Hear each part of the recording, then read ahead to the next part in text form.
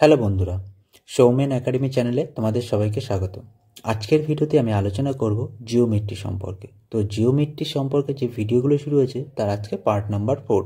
তো প্রথম দিকে আমি সাধারণত জ্যামিতির প্রাথমিক ধারণা সম্পর্কিত বলছি, যেমন বিন্দু, কোণ, বাহু, ভূমি, তল এই সম্পর্কিত জিনিসগুলোকে আমি ধারণা দেওয়ার চেষ্টা করছি। তো আজকের ভিডিওতে আমি তোমাদের শেখাবো বিভিন্ন ধরনের কোণ, যেগুলোকে আগের ভিডিওতে আমি শুরু করেছিলাম। তো আগের ভিডিওতে আমি 5টা কোণ সম্পর্কে বলেছি। তো আজকের ভিডিওতে সম্পূর্ণ আমি তোমাদের দেখাবো যে আরও কত রকমের কোণ আছে এবং সেগুলোকে কিভাবে করতে পারি আমরা। তো প্রত্যেকটা জিনিস ভালো করে শিখতে হলে ভিডিওটাকে অবশ্যই সম্পূর্ণ দেখুন, চেষ্টা করুন ভিডিওগুলোকে সবার কাছে শেয়ার করে দেওয়ার, এবং যদি কোথাও তোমাদের বুঝতে অসুবিধা হয় তোমরা অবশ্যই চ্যানেলের মাধ্যমে তোমরা কমেন্ট বক্সে লিখে জানাতে পারো, আমি চেষ্টা করব সেগুলোকে ক্লিয়ার করা। তাহলে দেরি না করে শুরু করছি আজকের ভিডিও। দেখো, প্রথমেই বলা হয়েছে আজকে যে সম্পর্কে আলোচনা করব সেটা হচ্ছে কোণ।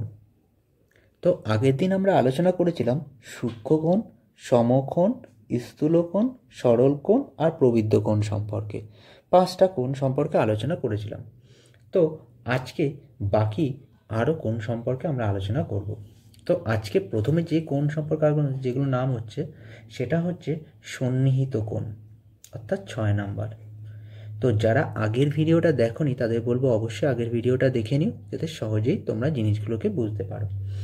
দেখো, সন্নিহিত কোণ। সন্নিহিত কোণ মানে কি বুঝি আমরা? সন্নিহিত কোণ মানে বুঝি, ধরো যে কোনো একটি কোণকে আমরা সমদ্বিখণ্ডিত করলাম, অর্থাৎ দুটি বাহু যখন একই শীর্ষবিন্দুতে যুক্ত থাকে এবং একটি সাধারণ বাহু দুই দিকে অবস্থিত হয়, তাই এই যখন দুটি কোণ তৈরি হয় তখন এই একটি কোণ অপরটিকে সন্নিহিত কোণ বলা হয়। অর্থাৎ এখানে দেখো এ বি সি ডি, তাহলে বলতে পারি কোণ এবিডি এবং কোণ ডিবিসি এই দুটি কোণ সন্নিহিত কোণ। এটি বিডি একটা সাধারণ বাহু, এর উভয় দিকে মানে দুই পাশে অবস্থিত। তাহলে সন্নিহিত কোণ বলতে আমরা সাধারণত বুঝি যে একই শীর্ষবিন্দুর উপর অবস্থিত একটি সাধারণ বাহুর দুই দিকে যে কোণ দুটি থাকে সেটি হচ্ছে সন্নিহিত কোণ। তো এবার যাই পরবর্তী কোণ। পরবর্তী কোণে দেখব বিপ্রতীপ কোণ। বিপ্রতীপ কোণ। বিপ্রতীপ কোণ মানে আমরা কি বুঝি? বিপ্রতীপ কোণ, দেখো দুটি সরল রেখা যখন একটি বিন্দুতে মিলিত হয় তখন উভয় দিকে যে কোণ তৈরি হয় তখন একটি অপরটিকে আমরা বিপ্রতীপ কোণ বলি, এবং বিপ্রতীপ কোণ সর্বদা সমান হয়। যদি এটা 60 ডিগ্রি হয় তো বিপরীত দিকে এই কোণটাও 60 ডিগ্রি হবে। আবার এই কোণটা তাহলে কত ডিগ্রি হবে? দেখো, এটা যদি 60 ডিগ্রি হয়, আমরা কি জানি একটা সরল রেখার উপর পুরো কোণটা 180 ডিগ্রি, যেটা আগের ভিডিওতে আমরা দেখেছি, এটাকে সরল কোণ বলা হয়।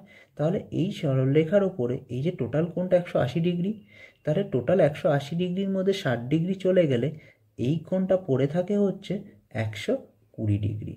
তাহলে এটা যদি 120 ডিগ্রি হয় তাহলে এই কোণটাও দাঁড়াবে 120 ডিগ্রি। তাহলে এই কোণগুলিকে একটি কোণ অপরটির বিপ্রতীপ কোণ, অর্থাৎ বিপরীত দিকে অবস্থিত হয় বলে এদের বিপ্রতীপ কোণ বলা হয়। এইভাবে একটি কোণ থেকে অপর কোণ নির্ণয় করা সম্ভব হয়। তো যখনই তোমরা দেখবে একটি সরলরেখার ওপর পুরো কোণটা রয়েছে তখন সেটা সর্বদা 180 ডিগ্রি ধরে নিয়ে আমাদের এগোতে হবে। তো এটা গেল বিপ্রতীপ কোণ। এবার দেখো, আমরা দেখব পরবর্তী কোণ যেটা আসছে সেটা হচ্ছে পূরক কোণ। পূরক কোণ কাকে বলি আমরা? দেখো, যখন একটি 90 ডিগ্রি কোণ আছে, এই 90 ডিগ্রি কোণের একই শীর্ষবিন্দু থেকে একটা সাধারণ বাহু গেছে, এর বিপরীত দিকে যে কোণ দুটি তৈরি হয়েছে তখন একটি অপরটি পূরক কোণ বলা হয়। এবার তোমরা বলতে পারবে এই দুটো তো সন্নিহিত কোণ। অবশ্যই এটা সন্নিহিত কোণ। সন্নিহিত কোণ কখন পূরক কোণে পরিণত হবে? যখন দুটি কোণের সমষ্টি 90 ডিগ্রি হয়ে যাবে। অর্থাৎ পূরক কোণ বলতে পারি এমন দুটি সন্নিহিত কোণ যাদের সমষ্টি 90 ডিগ্রি, সেটা হবে পূরক কোণ। ধরো আমরা বলতে পারি এই কোণটার মান যদি 60 ডিগ্রি হয় তাহলে এই কোণটার মান কত হবে? তাহলে পূরক কোণ হিসাবে আমরা বলতে পারি টোটাল যদি 90 ডিগ্রি হয় তাহলে 90 থেকে 60 বিয়োগ করলে এই কোণটার মান আমাদের বেরিয়ে চলে আসবে, অর্থাৎ 30 ডিগ্রি। তাহলে পূরক কোণ হচ্ছে এমন দুটি সন্নিহিত কোণ যাদের সমষ্টি হবে 90 ডিগ্রি। আশা করি তোমরা বুঝতে পেরেছ। এবার একটা প্রশ্ন করছি, যেটা অবশ্যই তোমরা কমেন্ট বক্সের মাধ্যমে আমাকে উত্তরটা জানিয়ে দিও। 67 ডিগ্রি এর পূরক কোণ কত? পূরক কোণ কত? তোমরা কমেন্ট বক্সের মাধ্যমে এর উত্তরটা আমাদের জানিয়ে দিও। এবার দেখো পরবর্তী কোণ। পরবর্তী যেটা দেখাবো সেটা হচ্ছে সম্পূরক কোণ। সম্পূরক কোণ। তাহলে কোন কোণকে আমরা সম্পূরক বলবো? দেখো ভালো করে, সম্পূরক মানে হচ্ছে একটা সরলরেখার ওপর যে কোণ রয়েছে তাকে যদি সমদ্বিখণ্ডিত করি, অর্থাৎ বলতেই পারো একটা সরলরেখার ওপর যদি কখন কোণ রয়েছে তার মান কত ডিগ্রি হবে? 180 ডিগ্রি। তাহলে বলতে পারি এমন দুটি সন্নিহিত কোণ যাদের সমষ্টি হচ্ছে 180 ডিগ্রি, তখন একটি কোণ অপরটি সম্পূরক কোণ হয়ে যাবে। তাহলে সম্পূরক কোণ তখনই সম্ভব হবে যখন দুটি কোণের সমষ্টি 180 ডিগ্রি হবে। এবার আমরা যদি এটাকে বলি একটি কোণ বললাম 100 ডিগ্রি, তাহলে অপর কোণটি কত হবে? তখন সহজেই আমরা বলতে পারি, অর্থাৎ 100 ডিগ্রিকে আমরা এদিকে লিখি, তখন সহজেই বলতে পারি 180 ডিগ্রি থেকে 100 বিয়োগ করলে যেটা পড়ে থাকবে সেটাই হচ্ছে অপর কোণটির মান, অর্থাৎ 100 ডিগ্রি এর সম্পূরক কোণ হবে 80 ডিগ্রি। তাহলে সম্পূরক কোণ বললে আমরা সহজেই 180 থেকে ওটাকে বিয়োগ করে বের করতে পারি। তাহলে আর একটা প্রশ্ন তোমাদের দিচ্ছি, তার উত্তর অবশ্যই কমেন্ট বক্সে লিখে তোমরা পাঠিয়ে দিও যে 125 ডিগ্রি এর সম্পূরক কোণ কত হবে?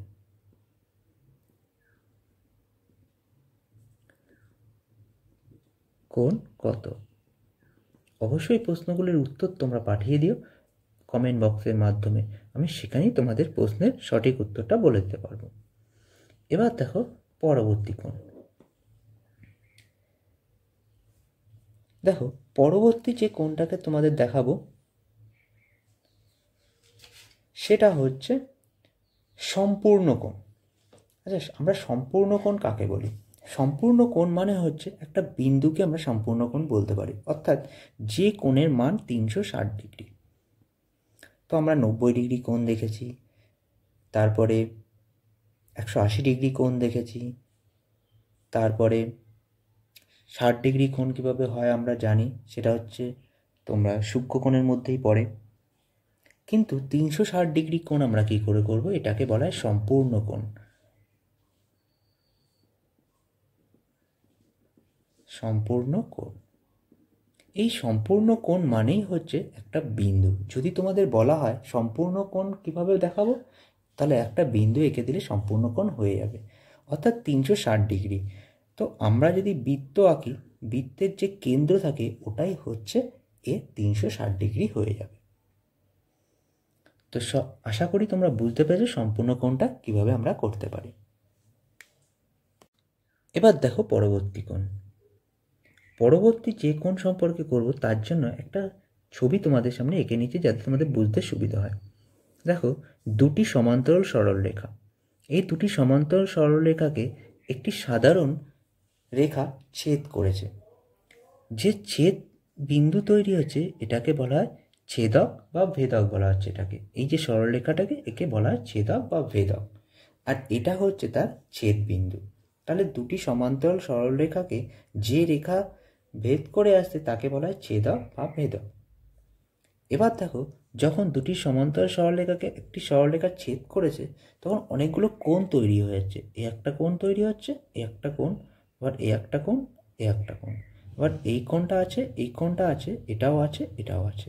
তাহলে এতগুলো কোণ তৈরি হচ্ছে যখন দুটি সমান্তরাল সরলরেখাকে অপর একটি রেখা ছেদ করেছে। এবার প্রত্যেকটা কোণেরই নির্দিষ্ট করে মান রয়েছে বা প্রত্যেকটা কোণের নির্দিষ্ট একটা নাম রয়েছে। এবার আমরা সেই নামগুলোকে জানব। প্রথমে জানব হচ্ছে অন্তস্থ কোণ, অন্তস্থ কোণ। এবার দেখো কোন কোণগুলোকে আমরা অন্তস্থ কোণ বলবো। তাহলে অন্তস্থ কোণ, আচ্ছা তার আগে তোমাদের বলে দিই, এগুলোকে একটা নাম দিয়ে দিই তার আগে। একটা 1 নম্বর কোণ, 2 নম্বর, 3, 4, 5, 6, 7, 8, প্রত্যেকটা কোণের তোমাদের একটা নাম দিয়ে দিলাম যাতে আমাদের বুঝতে সুবিধা হয়, করতে সুবিধা হয়। এবার আমরা দেখব অন্তস্থ কোণ কোনগুলো। তাহলে কোনগুলোকে আমরা অন্তস্থ কোণ বলবো। অন্তস্থ মানে হচ্ছে দেখো দুটি সমান্তরাল সরল রেখা, এর ভেতরের দিকে যে কোণগুলি আছে এগুলোকে বলা হয় অন্তস্থ কোণ। যেমন কোণ 3 অন্তস্থ কোণ, কোণ 4 অন্তস্থ কোণ, কোণ 5 অন্তস্থ কোণ, আর কোণ 6 অন্তস্থ কোণ। তাহলে 3, 4, 5, 6 এগুলোকে বলা হয় অন্তস্থ কোণ। এবার দেখব বহিস্থ কোণ।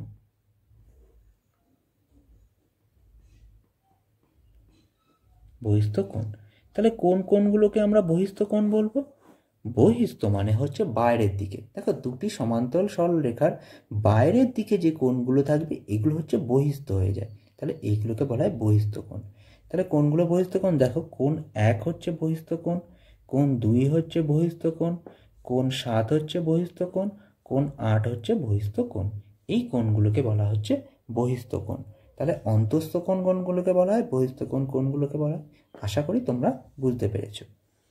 এবার যেটা দেখব সেটাকে দেখব হচ্ছে একান্তর কোণ।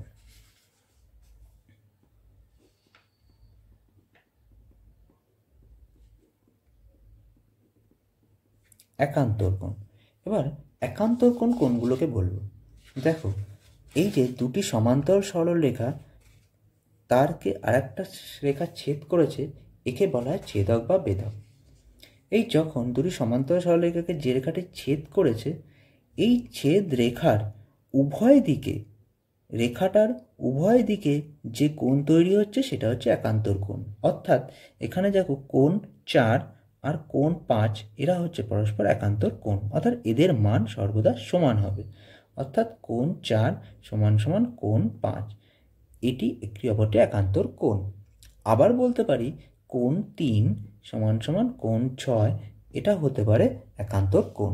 তাহলে এই কোণটা সর্বদা সমান হবে, মান সমান হবে, তো এরা পরস্পর একান্তর কোণ।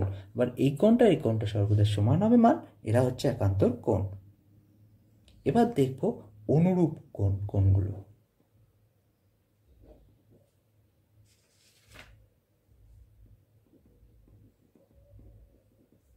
অনুরূপ কোণ, তাহলে কোন কোণগুলোকে অনুরূপ কোণ বলা হয়। অনুরূপ মানে হচ্ছে একই রকমের। দেখো এই সরলরেখার, অর্থাৎ এই সমান্তরাল সরলরেখার উপরে যে কোণটা রয়েছে, আবার নিচের সমান্তরাল সরলরেখার উপরে যে কোণটা রয়েছে, এরা পরস্পর সমান হয়, অর্থাৎ এদের একটিকে অনুরূপ কোণ বলা হয়। তাই দেখো দুটো কোণ সরলরেখার উপরে অবস্থিত, এটাও সরলরেখার উপরে অবস্থিত, তাই এরা একই রকম কোণ হওয়াতে এতে অনুরূপ কোণ বলা হয়। তাহলে কোণ 1 সমান সমান কোণ 5, এরা সর্বদা অনুরূপ কোণ। আবার বলতে পারি কোণ 2, দেখো কোণ 2 সমান সমান কোণ 6, এরা হচ্ছে অনুরূপ কোণ। আবার বলতে পারি কোণ 1 সমান সমান কোণ 7, এরা হচ্ছে অনুরূপ কোণ। আবার এটাও বলতে পারি কোণ 4 সমান সমান কোণ 8, এরা হচ্ছে অনুরূপ কোণ। অর্থাৎ এদের মান সর্বদা সমান হবে। আবার এখান থেকে আরও একটা জিনিস পেতে পারি, সেটা হচ্ছে বিপ্রতীপ কোণ। বিপ্রতীপ মানে বিপরীত দিকে। দেখো কোণ 1 এর বিপরীত হচ্ছে 4, এরা বিপ্রতীপ কোণ। 2 এর বিপরীত হচ্ছে 3, এরা বিপ্রতীপ কোণ। আবার 5 এর বিপরীত 8, এরা বিপ্রতীপ কোণ। আবার 6 এর বিপরীত 7, এটা হচ্ছে বিপ্রতীপ কোণ। তো এখান থেকে এই দুটি সমান্তরাল সরলরেখাকে অপর একটি রেখা ছেদ করলে যে কোণগুলো তৈরি হয় তাদের নামগুলো কি কি আমি এক এক করে সব কিছু বললাম। দেখো এখানে অনেকগুলো কিন্তু কোণ তৈরি হচ্ছে, এই জন্য এই জিনিসগুলোতে খুব প্রয়োজন। আর এটা খুবই ইম্পর্টেন্ট জিনিস জ্যামিতির পক্ষে, কারণ এই সন্ধে অনেক এই চিত্রের সাহায্যে অনেক আঁকা তোমাদের কিন্তু এক্সামে দিয়ে থাকে। তো এই জিনিসটাকে তোমাদের বুঝতে হবে। এবার এখান থেকে মান বসিয়ে আমি তোমাদের করে দেখাচ্ছি, দেখো কিভাবে সম্ভব। দেখো আমরা ধরে নিলাম এই কোণটার মান বলে দিয়েছে 60 ডিগ্রি। এবার দেখো একটা কোণের মান যেহেতু বলে দিয়েছে, আমরা সকল কোণের মান কিন্তু সহজেই বের করতে পারবো। কিভাবে দেখো, দেখো এটা যদি 60 ডিগ্রি হয় তাহলে এর বিপরীত দিকে বিপ্রতীপ কোণ, আমরা জানি বিপ্রতীপ কোণের মান সর্বদা সমান, এটাও 60 ডিগ্রি হবে। তাহলে এটা যদি 60 ডিগ্রি হয় এর বিপরীত দিকে যে কোণটা তৈরি হবে এটাকে বলা একান্তর কোণ, তাহলে 60 ডিগ্রির একান্তর কোণ 60 ডিগ্রিই হবে। নেক্সট এই 60 ডিগ্রি বিপরীতে যে কোণটা তৈরি হবে এটা হচ্ছে 60 ডিগ্রিই হবে, কারণ এরা বিপ্রতীপ কোণ। এবার ভালো করে ফলো করে দেখো, এই কোণটার অনুরূপ কোণ এটা, দেখো 60 ডিগ্রি মিলে গেছে, এই কোণটা অনুরূপ কোণ এটা 60 ডিগ্রি মিলে গেছে। এবার আমাদের বের করতে হবে এই কোণটা। দেখো আমরা আগেই বলেছিলাম একটি রেখার ওপর যে পুরো কোণটা যেটা থাকবে এটা হচ্ছে 180 ডিগ্রি কোণ। তাহলে 180 ডিগ্রি থেকে 60 ডিগ্রি যদি চলে যায় তাহলে বাকি পড়ে থাকবে কত ডিগ্রি? 120 ডিগ্রি। তাহলে এই কোণটার মান হবে 120 ডিগ্রি। তাহলে এটা যদি 120 ডিগ্রি আর বিপরীত দিকে যে কোণটা আছে এটা হবে 120 ডিগ্রি, আর এইটার কোণের একান্তর কোণ হচ্ছে এই কোণটা, এটা হবে 120 ডিগ্রি, আর এই কোণের বিপরীত কোণ হবে এটা 120 ডিগ্রি। দেখো 120 ডিগ্রি এই কোণটা সর্বদা সমান হয়ে গেল, কারণ এরা হচ্ছে অনুরূপ কোণ। আবার এই কোণটা অনুরূপ, আবার এই কোণটা অনুরূপ হয়ে গেল। এইভাবে একটা কোণের মান বলা থাকলে সব কটা কোণের মান আমরা এখান থেকে বের করতে পারি। তো কোণ সম্পর্কে যতগুলো কোণ হতে পারে আমি প্রত্যেকটা জিনিস আমাদের দেখানোর চেষ্টা করেছি। আশা করি তোমরা জিনিসটাকে বুঝতে পেরেছো, এবং এইভাবে পরের ভিডিওতে আমি কোণ সম্পর্কিত বিভিন্ন অঙ্কগুলো তোমাদের করাবো। তোমরা অবশ্যই ওই ভিডিওটার দিকে নজর রেখো, তাহলে কোণ সম্পর্কিত অঙ্কগুলোকে তোমরা শিখতে পারবে। তো যেহেতু কোণ সম্পর্কে জিনিসটাকে বললাম, পরের ভিডিও থেকে আমি কোণ সম্পর্কে কিছু অঙ্ক তোমাদের করাবো, যাতে শেখার সাথে সাথে তোমরা অঙ্কের মাধ্যমে জিনিসটাকে বুঝতে পারো। তো এইভাবে বেসিক থেকে একদম অ্যাডভান্স লেভেল পর্যন্ত আমি ধীরে ধীরে করানোর চেষ্টা করব। তোমরা অবশ্যই আমার সাথে থেকো, অবশ্যই চ্যানেলটিকে সাবস্ক্রাইব করে রাখো, এবং ফিউচারে কিন্তু আরও বড় জিনিস আসতে চলেছে। তোমরা অবশ্যই চ্যানেলের সাথে থেকো, চ্যানেলটাকে শেয়ার করে দিও যাতে সবাই এর থেকে উপকৃত হতে পারে। তো থ্যাংক ইউ বন্ধুরা ভিডিওটিকে সম্পূর্ণ দেখার জন্য।